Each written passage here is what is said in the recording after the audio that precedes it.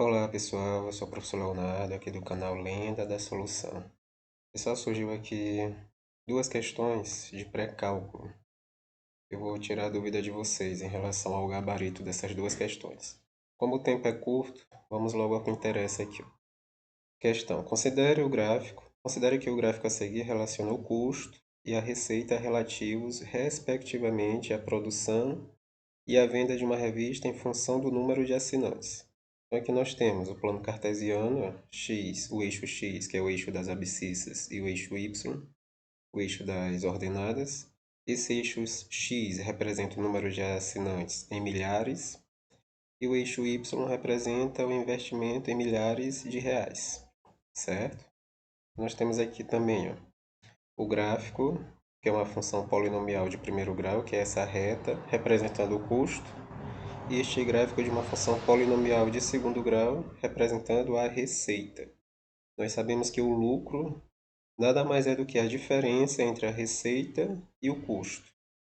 Então vamos analisar essas acessões aqui embaixo, pessoal. Com base nessas informações, analise as afirmativas a seguir. Primeira, a função custo é crescente em seu domínio. A função custo é esta reta. E vocês podem observar que realmente aqui no domínio ela está sempre o quê? Crescendo. Quando o x cresce, consequentemente o y também irá crescer. Então essa afirmativa 1 ela é verdadeira. Afirmativa 2. O lucro é nulo quando o número de assinantes for igual a m. Observe bem. O lucro é nulo, ou seja, igual a zero. Nós sabemos que lucro é a diferença entre a receita e o custo. E podemos observar que bem aqui, quando o número de assinantes for igual a m, realmente, é esse gráfico aqui que representa a receita, é uma função polinomial de segundo grau. E o gráfico que representa o custo, que é uma função polinomial de primeiro grau, que é uma reta, eles se interceptam bem aqui, justamente no ponto M. Então, com certeza aqui o lucro é igual a zero. Com isso, essa afirmativa 2 também é verdadeira. Mas tem o seguinte, não somente nesse ponto M o lucro será nulo. Aqui também no ponto N o lucro será nulo, certo? Mas observe que a afirmativa está dessa maneira. O lucro é nulo quando o número de assinantes for igual a M. Então, essa afirmativa aqui também é verdadeira. Então, com isso, nós já temos aqui as afirmativas 1 e 2 sendo verdadeiras. Vamos para a afirmativa 3. O investimento será lucrativo se o número de assinantes for maior que N. Aqui eu até entendo, se quiserem argumentar a respeito disso, porque todos esses valores à direita de N, eles são maiores, certo? Do que o próprio N. E observe que esse pedaço aqui, entre o custo, a função custo e a função receita, observe que a receita ela vai decaindo um pouco, e o custo vai aumentando. Então, com isso aqui, o lucro vai ficando negativo. Mas observe bem que o interessante aqui é notar o seguinte. O intervalo aqui em relação ao eixo x.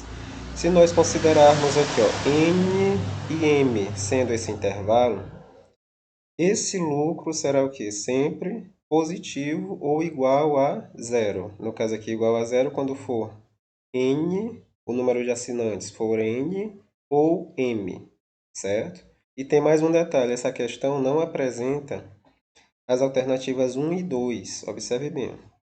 Então, com isso, essa questão ou ela será anulada ou a questão correta aqui, a alternativa correta será essa bem aqui, 1, 2 e 3. Um dos dois é que vai acontecer. Ou a questão é anulada ou essa alternativa, que no caso aqui a alternativa E, será considerada a alternativa correta, certo?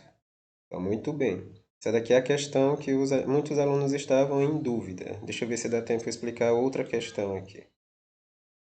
Dá tempo, ainda temos aqui 5 minutos praticamente.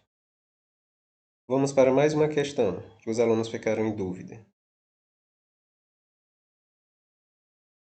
Deixa eu ver aqui onde foi. Que foi a última questão. Ah, foi essa aqui. Essa daqui eu vou logo adiantar para vocês. Eu sei que a disciplina é pré-cálculo, certo? Mas aqui eu posso utilizar também cálculo diferencial e integral 1. Mas vamos analisar a questão primeiramente. Desde a antiguidade, a área de um triângulo isósceles inscrito em uma parábola, de modo que o vértice da parábola coincida com o vértice do triângulo oposto à base e os vértices da base do triângulo estejam sobre a parábola, é igual a 3/4 da área da região plana limitada pela parábola e pelo segmento, que é a base do triângulo. Considere a parábola que passa pelos pontos. Aí tem aqui os pontos A com as coordenadas -5, 0, ponto B com as coordenadas 3, 0 e o vértice com as coordenadas -1, 16, e que determina um triângulo isósceles, em que o vértice, esse V aqui é o vértice da parábola. Com base nessas informações, avalie as seções a seguir e a relação proposta entre elas. Primeiro, a equação da parábola que descreve a situação do problema é y igual a menos x ao quadrado menos 2x mais 15. Pessoal, isso aqui é uma afirmação correta, uma afirmação verdadeira. Eu até coloquei aqui, ó, no GeoGebra. Observe bem aqui, ó. A função f de x igual a menos x ao quadrado menos 2x mais 15. Aqui as coordenadas de cada ponto. Eu até que aumentar para não deixar dúvida. Ó, o ponto A. Aqui é o eixo x, o eixo das abscissas, e aqui o eixo y, o eixo das ordenadas. Ó, as coordenadas aqui do ponto A, -5 e 0. Certo? Aqui as coordenadas do ponto B, 3, 0. E as coordenadas do vértice dessa parábola, -1, 16, certo? Além disso, nós sabemos, através do cálculo diferencial integral 1, que a integral nada mais é do que a região entre a curva e esse eixo que é chamado de eixo das abscissas, o eixo x. Então, essa região limitada entre a curva e o eixo das abscissas, dados aqui os limites de integração, que no caso vai ser o que? -5, você pega somente referente a x. Então, -5 e 3. O limite inferior será -5 e o limite superior será 3. Aí você calcula através de uma integral, a integral desta função, menos x ao quadrado menos 2x mais 15, e depois substitui os limites de integração. Dessa forma, você vai encontrar a área entre a curva, que é esta parábola, e o eixo x, que é chamado de eixo das abscissas. Então, vamos continuar aqui. Nós já sabemos que a primeira é verdadeira. Aí aqui é a segunda. Por quê? A área da região limitada pelo gráfico da parábola e pelo eixo de coordenadas OX é superior a 85 unidades de área.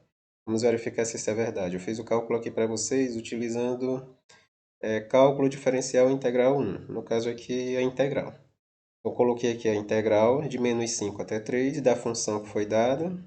Nós sabemos que a integral, basta aumentar aqui, ó, uma unidade no expoente, e esse valor será também o denominador. Então, aqui ficamos com menos x ao cubo dividido por 3.